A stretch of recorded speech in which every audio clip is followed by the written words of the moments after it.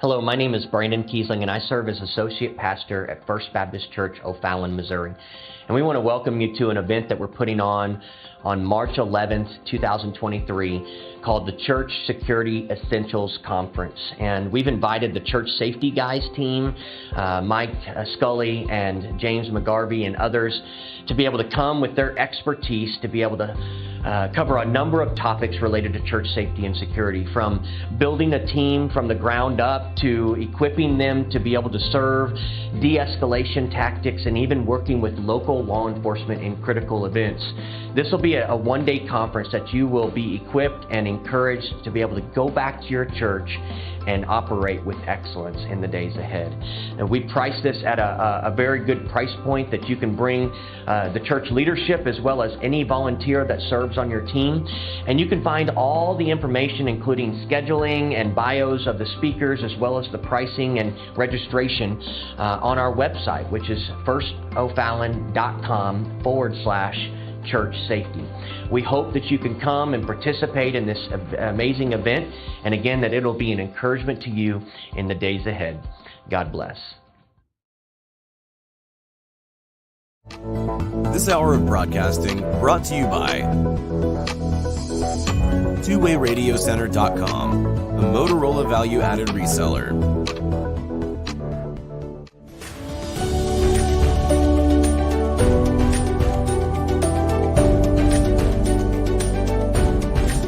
Welcome to the Church Safety and Security broadcast with the Church Safety Guys. Brought to you by Vigilant Impact. The Church Safety Guys is a nonprofit organization dedicated to equipping the vigilant, those men and women who stand watch, keeping our houses of worship and places of faith safe. We believe church safety and security must be a ministry first and have engaged, servant leaders who continually strive for excellence and teams of motivated volunteers that are always training. Join us for the next hour as the Church Safety Guys unpack safety, security, leadership, and ministry operations with your hosts, Dr. 𝗧𝗵𝗂𝗏 and Mike Scully.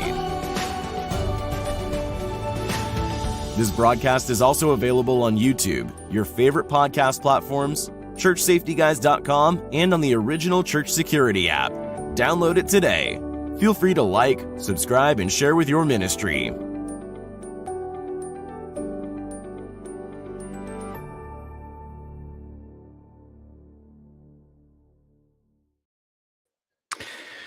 Well, hello. Welcome to the Church Safety and Security broadcast with the Church Safety Guys. I am James, and once again joined by my co-host, Mike.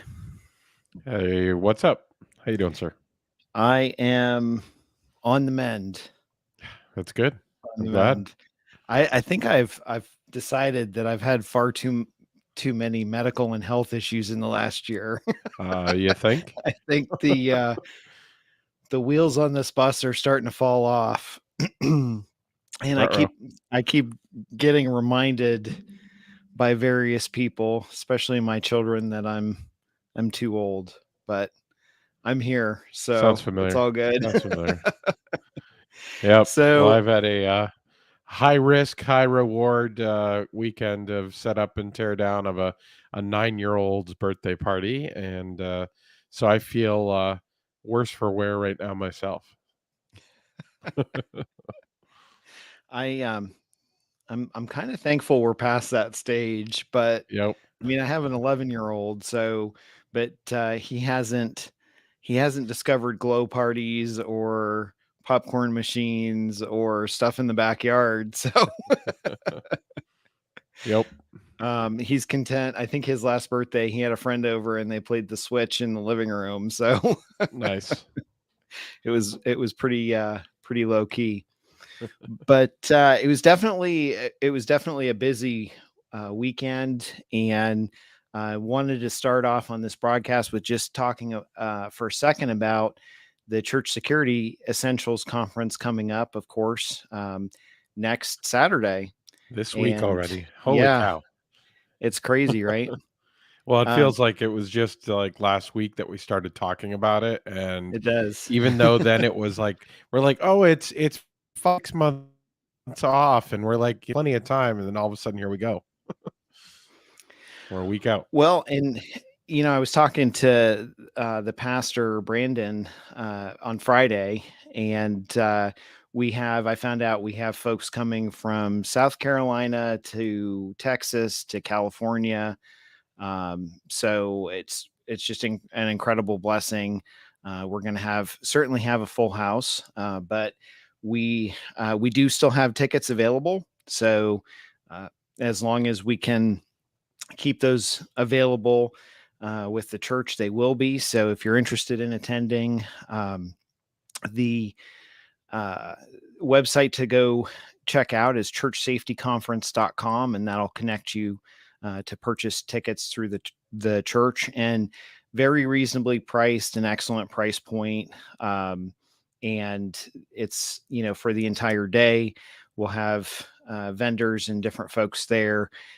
We have USCCA is coming in, and they're providing lunch for everyone, which is an amazing blessing. And I'm really looking forward to it. We're tweaking the schedule a little bit, and we're adding a few more new things. But I think if you've had the chance to come to one of our conferences before, I think you'll find that they just keep getting better and better. And we're just grateful that we have a amazing crew of folks that come with us to help us facilitate this stuff. And of course, it'll be at the First Baptist Church of O'Fallon, and they're just doing a fantastic job of really being the support church. So been great to partner with them this year. And yeah, I mean, this conference kind of blows me away, because we've had the great folks like John Riley and Dwayne Harris out before, but now we have both in one. Right. So they're both at the same conference on the same day, versus individually the Ohio and the Florida conferences in the past years. So it's really kind of cool to have them all together, centrally located in the US. So it's a good, very accessible spot. Yeah, for sure. Airfare is not too crazy. It seems to be in a good point in time. So if you have to find a ticket, get out there, you're going to make up for it in the value for the day of what you get, because where everybody else seems to be charging $100 or more nowadays, to find something under $100 with lunch is almost unheard of. Yeah, for sure. And it was interesting. We're tentatively, we had a chance to, I wanted to mention this real quick too. I had a chance to meet Pastor 𝗵𝗂𝗆 𝗵𝗂𝗆. And if that name doesn't sound familiar to you, you're welcome to Google it. He is the pastor from Ferguson, Missouri, that was all over the news the last couple of weeks. And he had a gang come into his church with firearms, and he and his team handled it and prayed for the folks and de-escalated the situation in an amazing way. And so Pastor 𝗵𝗂𝗆 used to be a police officer. He was a police officer for about 10 years, and then he stepped down because he felt God calling him to the ministry. And so he became a pastor. And I actually got to meet him and talk to him a little bit on the phone this week. And he is tentatively, if everything works out, he's going to come out to the conference and share his testimony as an added bonus. And just an amazing testimony. I mean, we herald, CSG and the church safety guys, I mean, we're talking all the time about ministry first, supporting the mission of the church. And when I talked to him and I listened to him tell me his story, and he was on Fox News saying the exact same thing. But when he talked to me about it, I mean, you could just tell the emotion in his voice that he did what he felt the Holy Spirit wanted him to do and how God wanted him to handle it. And it was just amazing. And so to see that as a real life example and see, how he handled that situation, and obviously every situation is different, and not every church can handle every situation the same way. But at the same time, they took a potentially devastating situation and he was like, James, I never stopped praying. As soon as I saw it, I knew what was going on. And that's just a testimony to, again, seeking wisdom, asking God for help every day. Every day we do this, every day that we, step into the mission field of our community. And Yep. it's just an amazing testimony. So I'm praying everything works out. Sometimes with speakers, stuff doesn't at the last minute, but I'm looking forward to getting to spend some time with him, and certainly the folks that come to the conference, I'm sure will be blessed by his testimony. So, but I did want to mention real quick before we jump into the topic. We had this past weekend, we had in Ohio, we had the Heroic Deeds Conference. And if you remember a few weeks ago, maybe a month now, we had Chad and Toby Depew on, and they're with the Heroic Deeds. And that ministry supports first responders and military folks. And so they had invited me to come out. Chad and Toby had invited me to come out to set up a table and really see how they operate their conference and everything. So I went out there and just met an amazing number of people. Jason Sautel was on, was a keynote speaker. He was on our broadcast about, I think 6 months to a year ago, but he was a retired firefighter that now is an evangelist and shares his testimony. I mean, he brought his family. It was amazing. Like, he literally walked in the church, looked around, saw me standing over there, and like made a beeline for me. And I'm thinking he's mad. Like, he's a big guy. He's taller than me.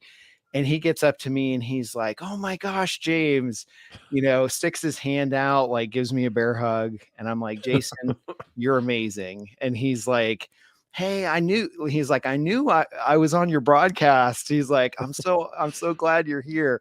So then he like grabs me and he introduces me to his wife and his kids. And It's cool. he was pretty cool. But we had several people come up to us and say, "I listen to your broadcast every night.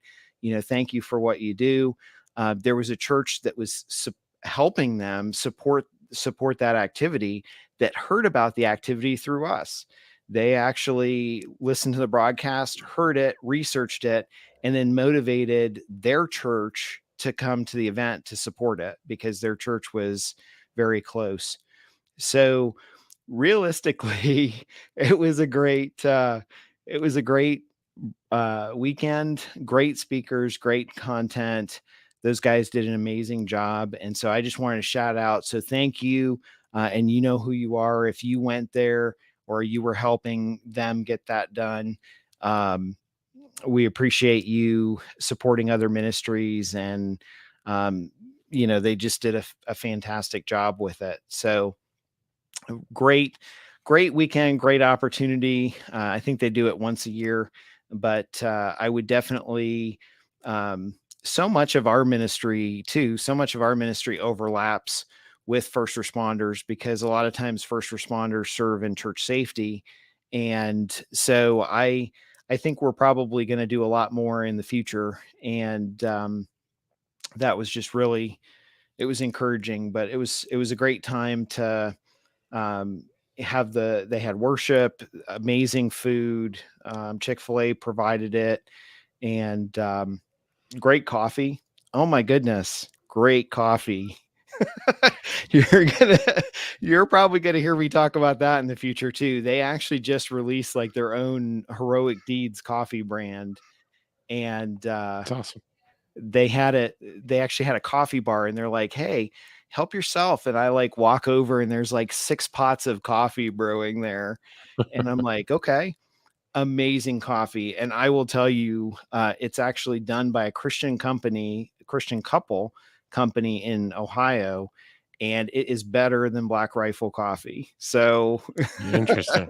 Black Rifle coffee, Mike knows Black Rifle I coffee do. is like my go-to. And I told my family today in the car, I'm like, I'm going to be drinking this a lot. And they're all like, what, Dad's going for this now? So, but it was good stuff. But yeah, they're great guys. So if you're a first responder, they've got some fantastic resources. Check them out, and you'll certainly be blessed by their heart and their ministry. Amazing guys. I mean, I walked into the church, went to set up, saw them, walked over, and before I could even get over to them, they were like, practically giving me bear hugs, like, "Hey man, so good to see you. Thanks for having us on your broadcast and everything." So very, very encouraging. And got to meet some new folks. So you'll probably see, through the next couple months, you'll probably see some new folks on the broadcast as well. So Very good stuff. Cool. I wish I could have gone. Yeah. Well, you know what? Maybe next year, if they do it again, hopefully we can help them support it. So, and get you up here too. Cause I definitely think content wise, I mean, anyone that has anything to do with law enforcement, public safety, I mean, but the speakers were just amazing and applicable to ministry. It's not just that. I mean, it's tailored to first responders, but really anyone in church safety and security would be blessed by the level of content and just the immense amount of solid presenting that they had. Like, the speakers were just great. I didn't get to hear all of them because I was talking to churches and different people, and we had a pretty decent sized table set up, but it was, for what I did hear, the speakers that I did go to, it was very, very well worth it. So cool. Good stuff. So anyhow, we're going to talk about, on this broadcast, we're going to talk about communications and technology and church safety. And a lot of times, a couple of times a year, we'll talk about radios or other stuff that's out there. And I happened to come across, actually, I think he reached out to us, a new organization, and they will actually be at our conference here in about a week. So we'll get to meet him in person, but we wanted to share this with you because it was some great, on the edge of some great technology for churches and great applications to that. So I will bring in our guest here, Adam, and he can jump into it. So, hey, Adam, thanks for joining us. Hey, good evening. Thanks for having me. Welcome, Adam. So you have a crazy, interesting background. So I want you, if you could, before you get into the technology piece of it and what you guys are doing for churches, run us through like your background and history and kind of up to this point. Yeah, so I'd love to give a disclaimer that I have a very non-traditional background to where I'm at now. Sure. Yeah, I mean, it really started back, even like high school age. I always just felt like I had a desire to serve. I was in high school when 9/11 happened, and that just kind of solidified me that I wanted to serve. So right out of high school, I joined the Marine Corps. Served as an engineer and in a military police capacity, which gave me a lot of cool experiences from criminal investigations, security assessments, and that type of thing. From there, I followed that very traditional path of leaving the military and working in civilian law enforcement. So I'm sure no one's heard of that before. From there, once again, had an amazing time, was able to do crime scene investigation, hostage negotiation. I was a instructor for Alice, and as well as taught rapid response for patrol officers, including, those type of critical incidents that we've unfortunately seen at churches and other places. From there, after kind of growing my family and taking a look at, the last, 10 years of my life, my wife was like, hey, if you wanted to ever slow down, that would be awesome. So that I kind of transitioned into a marketing and technology role. Way back, I was always a nerd, whether it was, still doing some of these cool, crazy traveling the world things. Yeah, Mike's raising his hand. I think we're all three of us are You know, my undergrad is in computer technology, so it's like I think all three Yep. of us have a lot in common. And my day job is full time for a software company, so I'm very active and engaged with customers, engaging software and transformation. So Absolutely. And so even when I was younger, I was building websites for like my dad's company, my church, things like that. So, Yep. At that time, iPhones were coming out and you could do all this cool mobile computing stuff. And I was like, this would be really cool. Like I was building games when I was younger.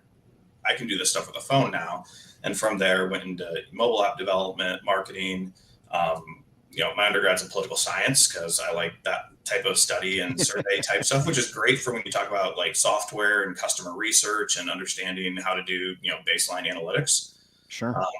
But yeah, so that's kind of another commonality there too, I think. Yeah. So James grew up in the other important political state of New Hampshire, and so that makes sense too. And I had a stint years ago and through college, things like that, in that background, that world, for a period of time. So very interesting. That's funny too, because actually I think my master's degree is in marketing, and part of the reason that I did that was because I just like researching demographics. So it's very, very similar to what you've gone through. Absolutely. And for my MBA studies, my focus was on innovation. So it was like looking at, problems, solutions, and kind of what we were doing with my church at the time. I was like, this fits a lot in with kind of this taking an idea through a concept to learning from your customers and growing from there. Good stuff. Awesome. So you looked at, and I thought it was kind of interesting. And you showed me, I think it was about a week or so ago, maybe 2 weeks, you kind of showed me the backside of some of what you're working on, but you kind of took it to the next level. Like you serve on your church safety team, and so you were involved, you saw a problem, and then you really just dove into it to try and figure out how to solve that. Yeah. So one thing's kind of even like you were talking about earlier with law enforcement, you see that segue where we also do serve on safety teams too. So that's been something I've always done, as, in law enforcement, then even now as I'm not law enforcement anymore. So one of the struggles that we always saw was challenging just communications between different ministries, different people, not always being able to rely on like an intercom type system, or even where radios wouldn't work, where you have dead spots or just a loud sanctuary, things like that. So that was kind of the problem we were looking at, and started looking at, how can we solve this with either, commercial off the shelf solutions. And really, to me, it was like, what if we tried this? And for the listeners, what this is really a set of applications that enable you to communicate and deliver critical communications in real time to different people within your facility. The main part of it is a tablet app that can go into like nurseries or kids ministry rooms or really anywhere, that will not only allow a staff member to alert other staff members if there is an incident, whether it's a health emergency, a staff assist, or a critical incident, but also broadcast that out to every other room if need be.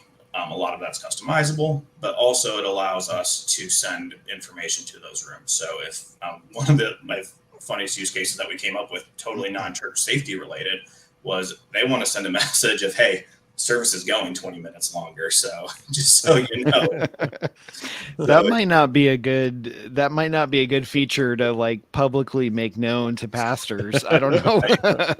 Buckle up. You're in for a longer sermon. Right? Don't send the kids out the door yet. But I mean, honestly though, all joking aside, that's an awesome thing to be able to still control, right? And to have that control with the service, because I mean, that's happened to us unintentionally times before, where, the service goes over, you don't plan on it. So then, there's that disconnect, because children's workers are like, okay, do I let the kids out? I don't know what's going on. We're shorthanded. We don't have enough people to go back to the sanctuary and figure out what's going on. So literally someone sitting in the sound booth, or someone in the sanctuary could know the point of the service and then just send that message out and say, look, we're going 10 minutes over, just hold the kids because this came up, or that sort of thing. So that's really an awesome idea. I like that a lot. But so what you're talking about when you were talking about this, that's actually the heart of Push Pulse, correct? So that's your organization, and you're basically developing that as technology available to solve that problem. Right. Absolutely. And that's, seeing it in one church is, one thing, but then once you start, like you talk about the marketing side and doing customer discovery, you start talking to other people in other churches, and you start hearing really common themes like, yeah, we have that too, or we just use a doorbell, but there's no context as far as what that tone is. Like, is it an emergency, or do you just need toilet paper? So that was as opposed to just kind of a point solution for what we were dealing with. It really made me, in my mind, say, this is something that, for lack of better words, I should, take to market and share with those other churches that are out there. It kind of gives more definitive options for communication. And that's what I like about it, because, we've had situations where, I'm not sure if I ever told this story, but we had a situation where someone on the far side of our church one Sunday morning grabbed a radio, and they were like, they yelled into the radio because they were excited. Hey, I need security. And their radio went dead. And so at that point, we get that message, across. Yeah. And we're like descending, like, it's a presidential thing, because we're like, okay, what's going on? Were they attacked? You always think the worst thing. And I can remember probably being the closest to that person who is now our children's director, who I lovingly regularly remind her of this incident and proper radio etiquette. But what was funny was, by the time I got there, I was like literally almost out of breath, a hand on a firearm, ready to go. I'm ready for whatever's going on. And I come into the room, and she's like, oh, hey, how's it going?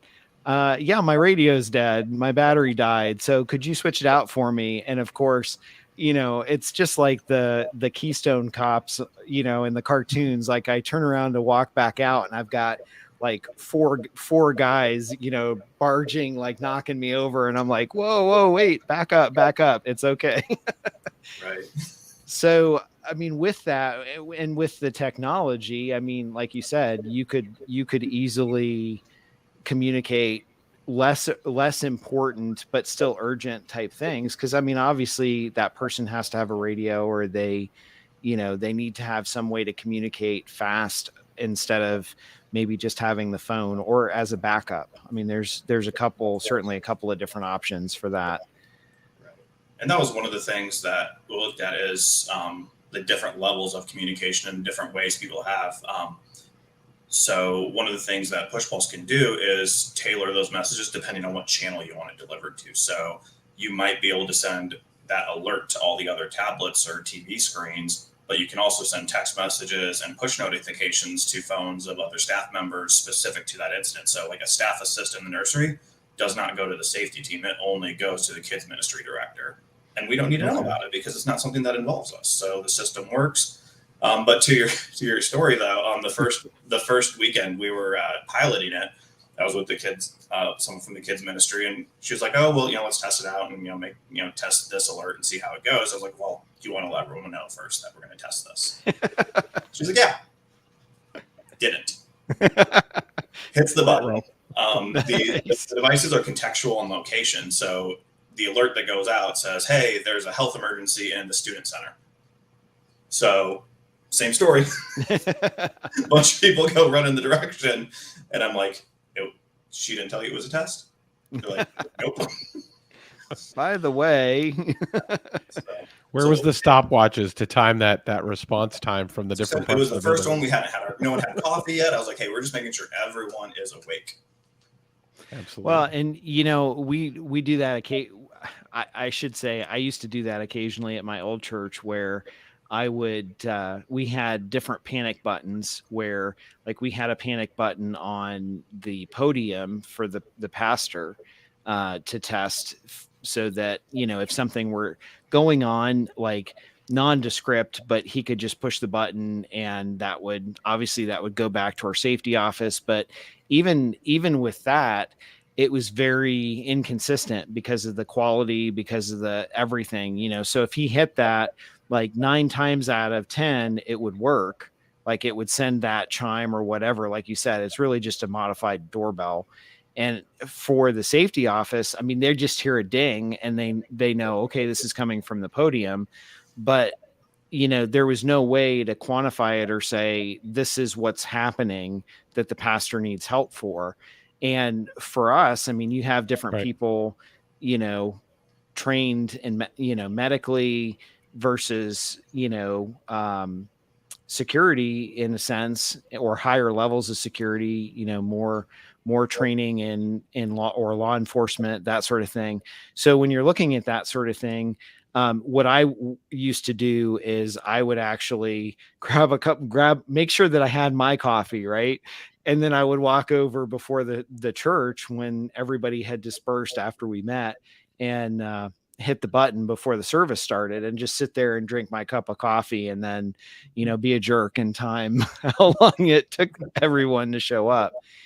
And I mean, timing wise and how they took the response, sometimes, I mean, I would say honestly, most of the time, I appreciated the response. Everyone was right on it and, handled it appropriately. But, it's nice to see, and I'll throw it over to Mike, but I just want to say it's nice to see technology evolving with this kind of thing, because in a lot of cases, I mean, even for us with radios in our building, and this is something we could go back to probably later, but, our building was built in the 50s. And so some of the insulation that they used back then is very prohibitive to the radio waves of communicating through 150,000 square foot building.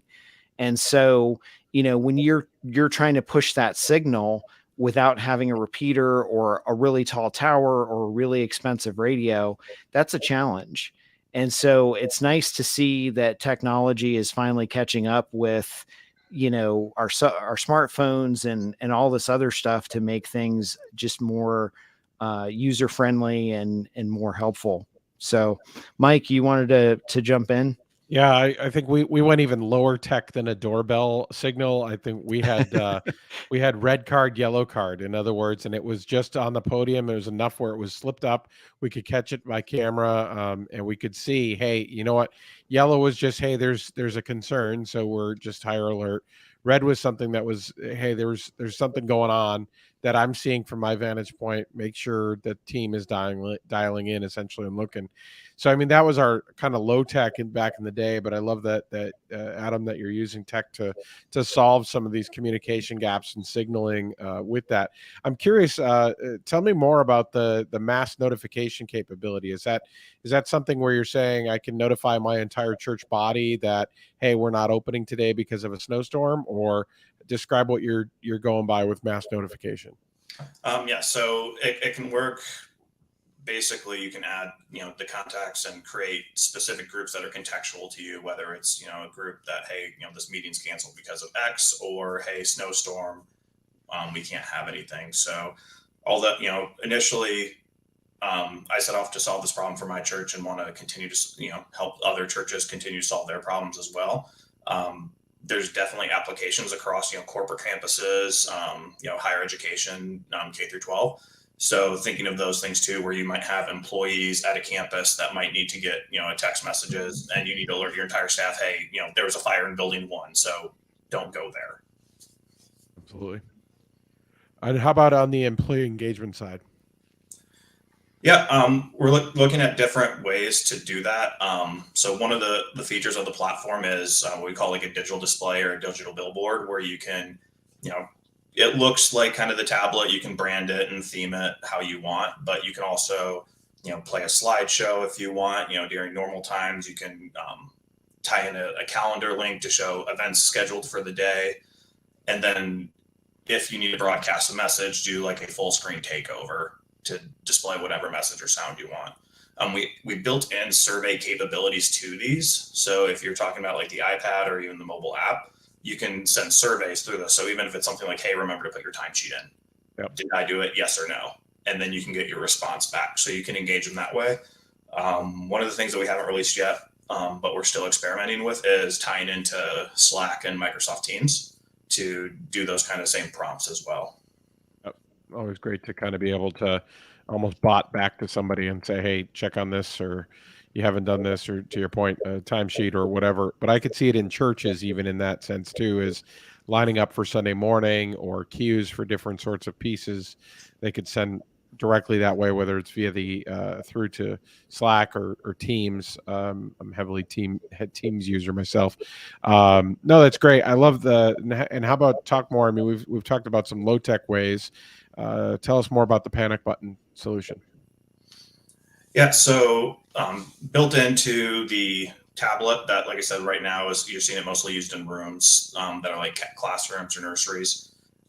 There's a portion of the app that you can tap, and a staff member can type in a PIN number, which then will give them the options of the different types of alerts that they would want to send or trigger. These are completely customizable based on whatever your specific needs. Like, for example, one term might be staff assist here, and the other might be like personnel help. So you can kind of create and categorize and prioritize what those messages are, what they look like, and who they're delivered to. And so when you tap that, you can send it, and then based on those rules that are set up, it'll be transmitted, whether it's text, voice call, email. Then we also have a mobile app that really you can receive those messages on, but you can also trigger them from too. And for like the safety team, what really works is you'll get this message on your phone, like, hey, medical alert was, set from room 12. If you're designated as a responder, you'll also get the option of notifying that you're the person that's responding to it. And a message will go back to that room that says, hey, Adam from the safety team is on his way. Are you time capturing all of that for like timestamps so that you can say, a call came through at the signal went out at this time, en route by this time, on scene by that route, typically like a PD response? Yep, all that type of reporting. And in certain states, it's actually required if there's some type of incident that there has to be a log of notifications and time tracking. So all those reporting things are built into it. Time tracking, I mean, it's phenomenal, and I think it's so underused. I mean, we applied to an extent. I mean, my background, I spent about 12 years total in public safety, whether it was with the sheriff's office or also as a dispatcher, ambulance dispatcher, firefighter, EMT. And, when I started our safety team, which was 15 years ago, and of course, there was nothing. Like, everybody was like, what's a safety team? What's a safety ministry back then? Showing my age again, I guess. But when I started that, one of the big things that I went back to was, let's look at, from a dispatch perspective, because I had that experience. I'm like, okay, I want to log time stuff comes in. So when we developed our platform for, or really our template for saying, this is what's happening, this is what's going on. One of the things that we did was we record the time. The person that's in the office that we call them a dispatcher, but they watch the cameras, they handle the radios, they kind of mitigate between the classrooms and the safety team and the first impressions team. So they do a lot, but they have a little cheat sheet where they write stuff down, and after the event, that's one of the things that when we critique it as a team, not to be condescending or, judgmental of anyone's response, but just to look at it as a coaching thing and be able to say, look, it took us 5 minutes to acknowledge this. It took us another 5 minutes to respond and assess if we needed to call 911. So this whole process, like, what can we do to make this more efficient and better? Because, you know, minutes count and you only have so much time. And when you're talking about trying to respond as a first responder to make a decision to involve 911, in most cases, now we always told people at our church, like, say in the kids department, if it's a serious enough emergency, don't wait for us, just pick up your phone and call 911.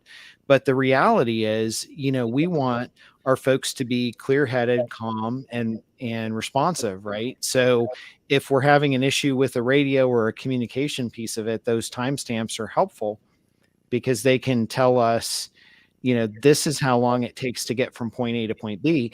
And as the director, I could look at it, and if a pastor came up to me and said, well, why did it take us so long to have people respond to this? Then I can go back and have their back and say, well, this is what happened. You know, this is why, you know, this was the point we got called. We're responding. This is, you know, this is the narrative. And so that's just a one tiny piece of a giant puzzle of information that the pastors and the church leadership need. Because when you're standing on the other side of that on Monday and you get a call from a disgruntled member that's like, well, it took you 20 minutes to actually respond to this. Well, hang on a second. You know, that's the information that the pastor gets that says, you know what? No, it actually didn't take 20 minutes. It took us. And I've sat in on several of those conversations where thankfully, you know, my pastor and church leadership always had my back. And they were very much like, hey, we have a process. They responded. We double checked it. It was exceptional. So what you're telling us and what really happened are two different stories. So in a nutshell, and the reason I explain that out is because I know you guys know it, but a lot of times our listeners might not. The reality is, going back to timestamps, now that I've completely beaten a dead horse, I'm sure, timestamps are important because it can help you with liability, and it can help protect you in the whole course of what you're doing and why you're doing it, and not to roll anybody under the bus, but to be more efficient and more effective in serving in what you do. Yeah. And just to kind of finish that off, one of the other things is, well, managing an active situation. So with the polling and everything, you're getting response in live time. So the absence of someone being there is also an indicator of, you know, hey, rooms 1 through 12 did mark a response, but the other one we don't have anything for. So might be your first place to go to. That actually, that's awesome too, because that would be interesting to have that. Like if you saw all of those responses, like maybe the dispatcher sees that and they're like, hey, these rooms are all accounted for. These folks are accounted for, but this one isn't. Yeah. So in the web-based application, that those things are available in real time. Awesome. What about so this, just thinking off the cuff, as far as like, what about an emergency activation to kind of, I know you can kind of call kind of an all clear or safe. Do you have something that would give them a chance to, what if they're under duress? What if there's a situation in that classroom that they're calling all safe, but they're not really safe? Do you have kind of a false all clear or all clear under duress that kind of still communicates effectively while keeping them safe? So an all clear can't be given by the device that issued an alert. Okay. So it will take someone else responding, whether it's through the web-based application or the mobile app, with the permissions to issue an all clear. That is not the originating place. Super. Awesome. So that's kind of like a fail safe. Mm-hmm. That makes a lot of sense. Because like if going back even like with my law enforcement history, where you have like we might get like a random bank holdup alarm where we get there, and you know 99% of the time it was false. Right. And they'd say, hey, this is the branch manager, nothing happened, and we're like, that's great. There's an officer around the corner, step outside, tell us what you're wearing, and come meet with him.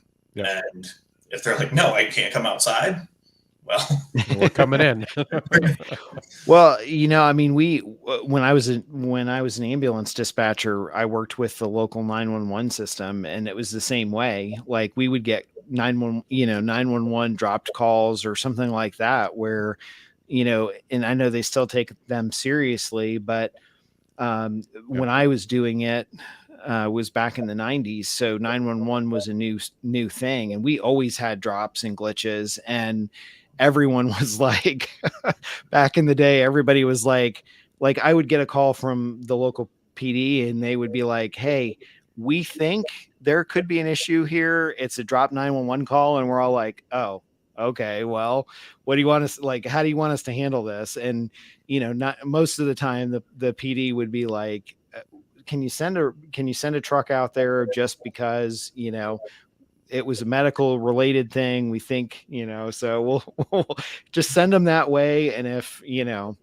so it is what it is, but yeah, that came to me from similar situation. I actually volunteer with my local police department, and so we do patrol on a regular basis, and we have an emergency radio activation. So if we trip that, even if it's just a bump with our keys or whatever, just getting in and out of the cruiser, we have a separate code we can call in that actually says, hey, because of that situation, we truly are all clear, not our typical all clear.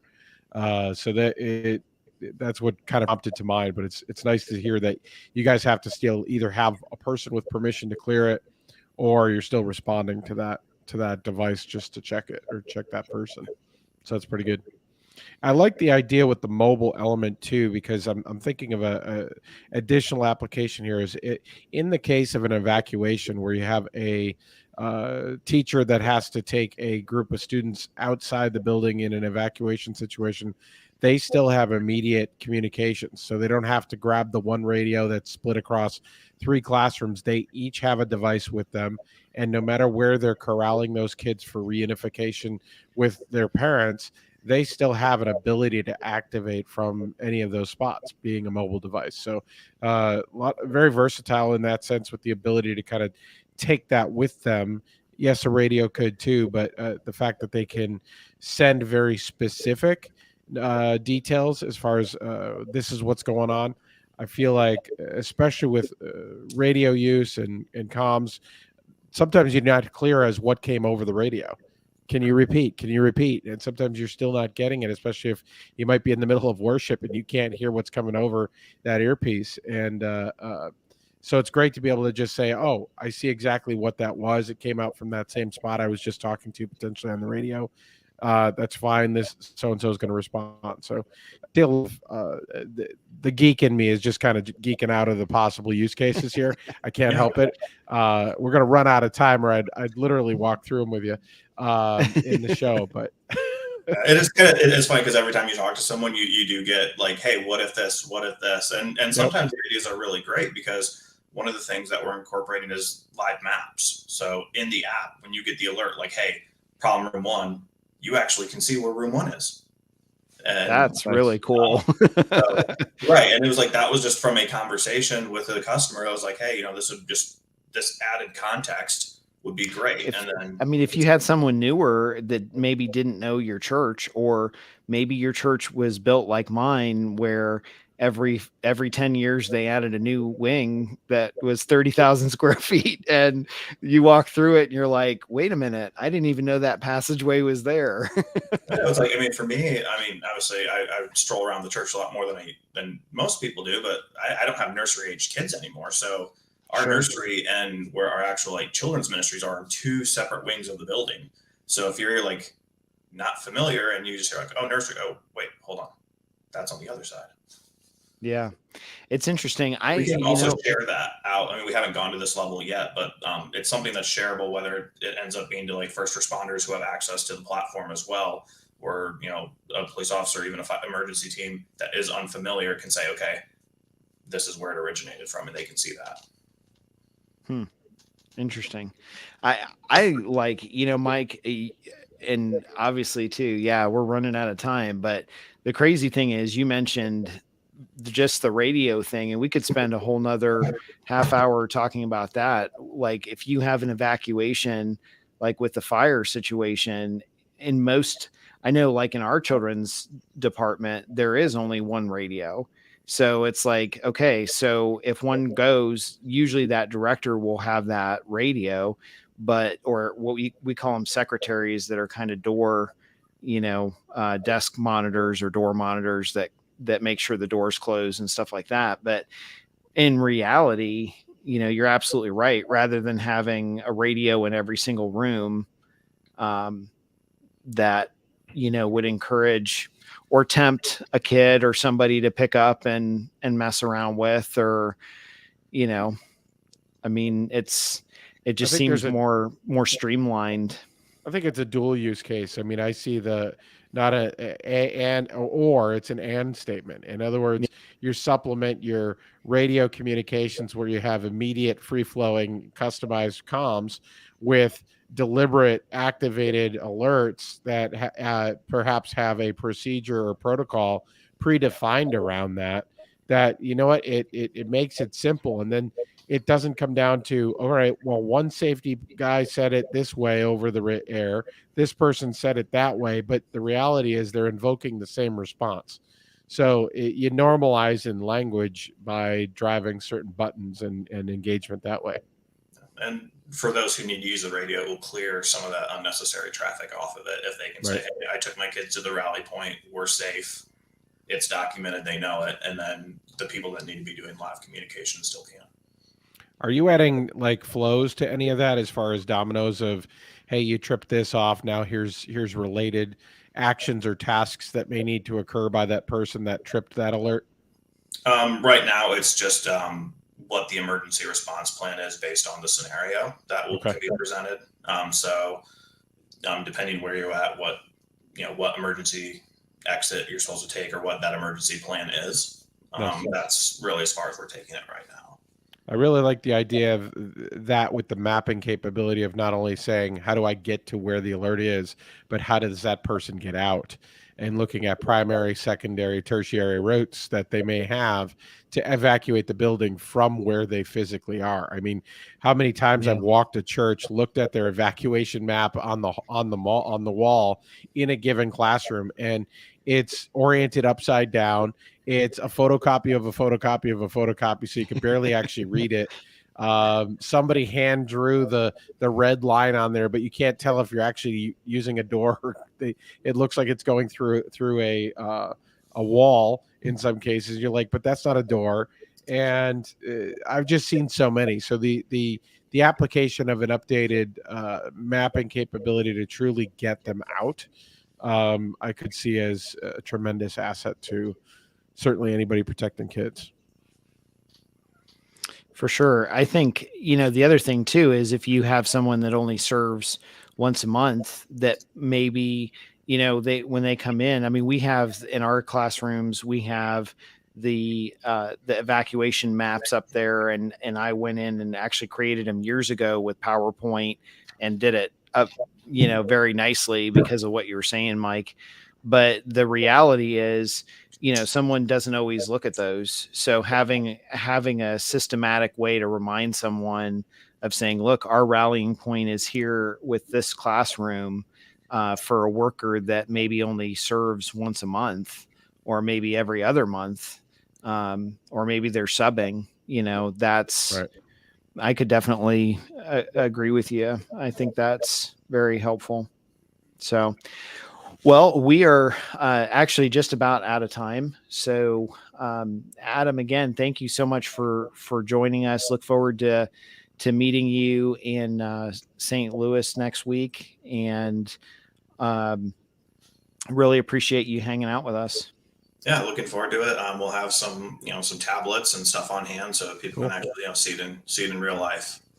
Absolutely. Looking forward to it. Awesome. I'll have to keep Mike away from your table so he doesn't break anything.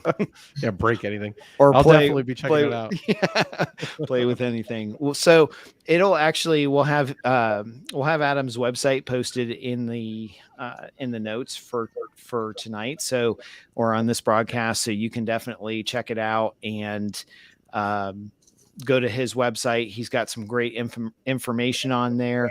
And then his website is actually pushpulse.com. And if you would like you're welcome to fill out. There's a questionnaire there, and he'll meet with you and be happy to go over some of the functions online and show you or your church if you guys are interested. So great resource, great new tool. Looking, like I said, looking forward to kind of seeing it, and I think it'll be very beneficial. And I think hopefully a lot of churches will really be interested in it. So yeah, good cool. stuff. We'll see you this weekend, Adam. All right, we'll see you. Have a good night. Thanks for coming on. Thanks. All right. So again, just wrapping up real quick. So we still have tickets available for the Church Security Essentials Conference, which is March 11th in O'Fallon, Missouri. This Saturday and Saturday. So Mike and I will be working on that. Next Sunday, we will probably not have a broadcast because we'll both be traveling, and we'll do a pre-recorded or pick up one of the old episodes and play it for you all. But we appreciate you hanging out with us. And if you're interested in coming to the conference, like I said, there's still tickets available. You can always reach out to us through our website at churchsafetyguys.com or on the Church Security app, which is available on Google or iOS stores. And we've got just some fantastic stuff going on for the conference. We've got special prices on books, just merchandise, different things like that. We've got specials that vendors are offering. So it's not something giveaways. Yeah, tons of giveaways actually. So it'll be a great day of fellowship and learning. And come say hi. you won't want to miss it. Yeah, definitely. Come say hi. So until next time, take care. God bless. We'll talk to you soon. Have a great rest of your week. This hour of broadcasting brought to you by 𝗃𝗴𝗴𝗀𝗀𝗀𝗀𝗀𝗃, a Motorola value-added reseller.